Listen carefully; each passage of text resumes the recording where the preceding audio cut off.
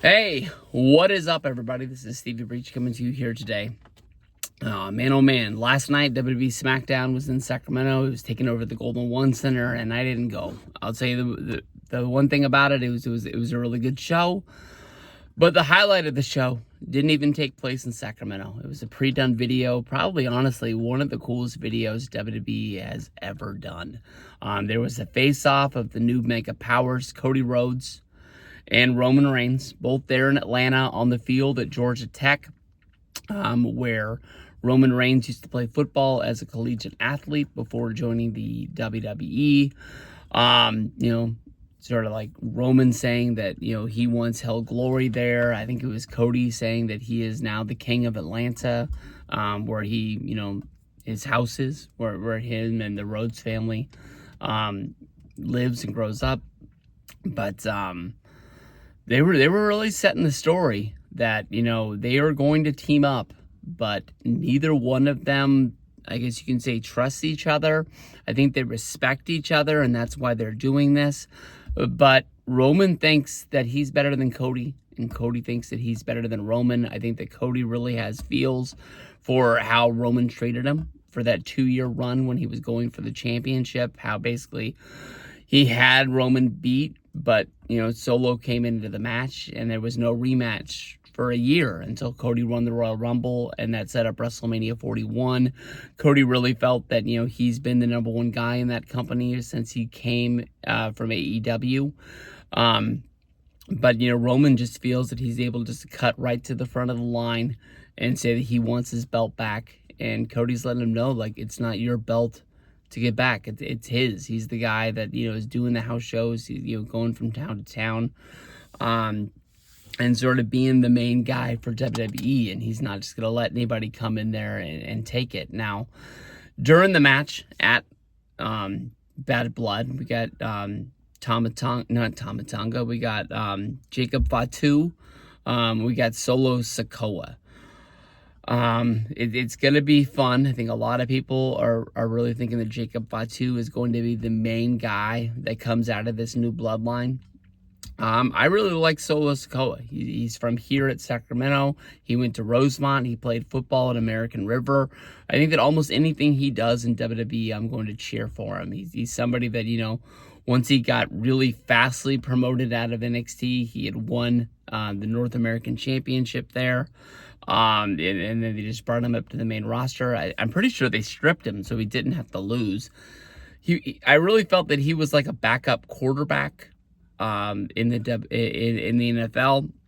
If you think of guys like once they're drafted, like Aaron Rodgers, he sat behind Brett Favre for years, just waiting for his time to play, but learning from what Favre was doing. And now a lot of people have said that, especially like Joe Montana and Steve Young, they didn't have the best relationship. I think when it comes to football, that they learn a lot, but I think it's that, that wanting to be the guy, the wanting to go out there and do it themselves, that puts strain on that relationship. But I think Solo learned a lot from being at ringside for all of those big matches, seeing what Roman did, and hopefully it'll rub off on him. I think because of the fact that he's not wrestling Roman style. He didn't take over his moveset or anything like that, but he just basically went from the bottom, didn't really do a lot other than interfere in a lot of his matches, and just took over his role of being the tribal chief. I think a lot of people sort of have, bad feelings about him, but he's a heel. People are supposed to hate him. So I understand that, but I really think that the guy's going to find his place, and he's going to find something to do something. Like, just promoting himself into being in these championship matches, like SummerSlam, like the first cage match on SmackDown. I think that's kind of like putting the fuel on him a little bit too fast, and I think that's why he's getting the back burner. But I mean, he'll get there. I really, really believe he's going to do it. But I think that really people look and they see Jacob Fatu and they're like, man, this is something special. I don't know how this guy was basically wrestling indies. He goes right to being in WWE, but that's something they want to see. That's the first sort of face-off that they're going to have with Roman Reigns. And I think the guy's going to have it figured out that he's going to be able to hold his own. Now, when it comes to the future of the WWE, I think that whatever War Games is going to be, I think they're going to find a way to put on a good match. But this dream War Games match that we've been putting together in our head of Bloodline against New Bloodline, I think if you see what's going down in WWE right now, I don't want to say it, but I'm just going to say it. I don't think The Rock's coming. I don't think The Rock's coming for a while. Maybe we'll get him for 41. But I mean, like, he's not mentioned. They don't talk about him. There's no sort of hint, hint, wink, wink sort of Rock things that they normally do before he comes to have people ready for it. I mean, Roman and Cody, unless they just totally dissolve and they start fighting themselves, they're going to win this match at Bad Blood. So is The Rock going to show up once the match is over and the New Bloodline is lost? And then is he going to say that Solo Sikoa is his tribal chief and he's going to fight underneath him? No. He's going to be the fucking man. Now, you can't lose a match.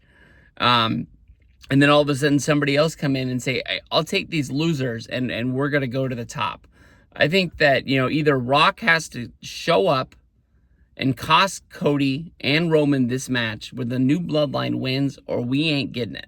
It doesn't make sense for The Rock to show up the night after Bad Blood and be like, I'm going to get this cast of crew together and we're going to go in and we're going to fight at Survivor Series. Now, I don't know what the hell's going on with the other Uso. You got Rikishi posting that thing online to give prayers for Jimmy Uso, and then WWE saying that they don't know why Rikishi's posting that. Is it basically because, he hasn't been booked in a while? I thought he was like kind of injured or just needed the time off.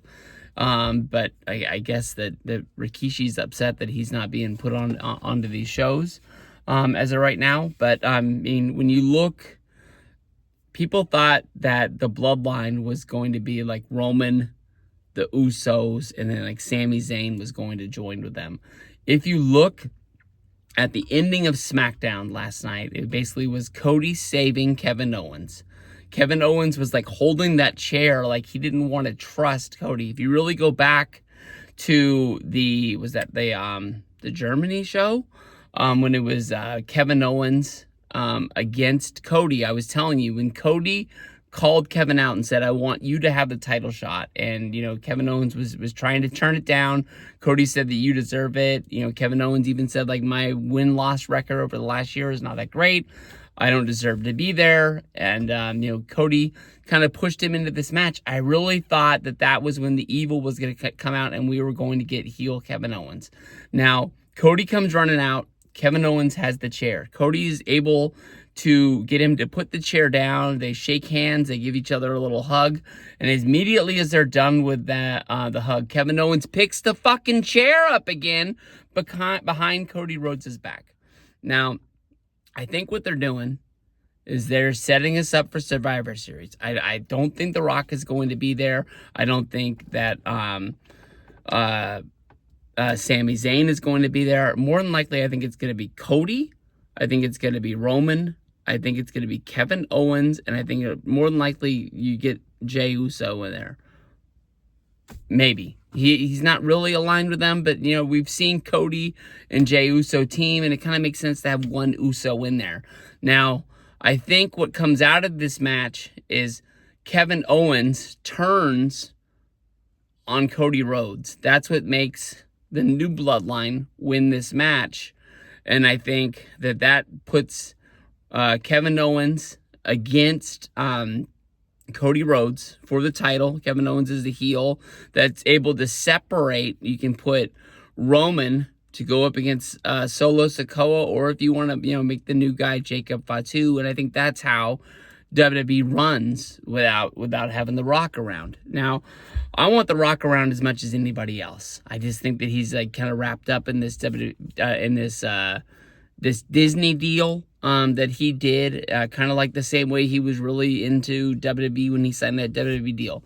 They put him on the board. He's in charge of like making decisions for WWE as well as UFC. We don't really know day to day what he's really doing. He got a huge bonus for taking that job. He got a huge bonus for wrestling, but at his age, getting into the Survivor Series, and then that would sort of put him in there. If he's going to be at WrestleMania, he has to win the Royal Rumble. So I think the next time we really talk about The Rock showing up, I want to see it if you guys want to see it too. Bad Blood, if he comes down there and he costs them the match, I'm 100% wrong. I just don't really see it happening right now. But the next time we get fired up for The Rock would probably be getting ready for the Royal Rumble. He has to win that Rumble if he wants to fight Cody, because there ain't going to be no bullshit with him just cutting in line saying that he wants his shot. I burned up your trailer. Oh, no, trailer. I burned up your bus at last year's WrestleMania. Now I want my shot. I've got my belt. You've got your belt. Let's fight. We'll see.